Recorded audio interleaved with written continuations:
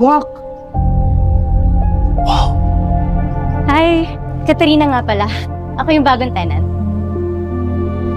Pero po, may something sa kanya eh. Iba siya eh.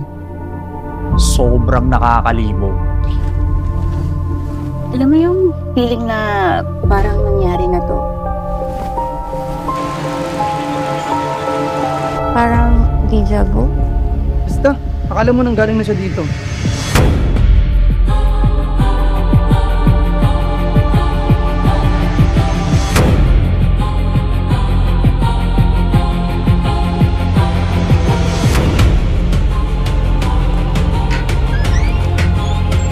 Takot ako, baka mamaya may dumukot sa kanya eh.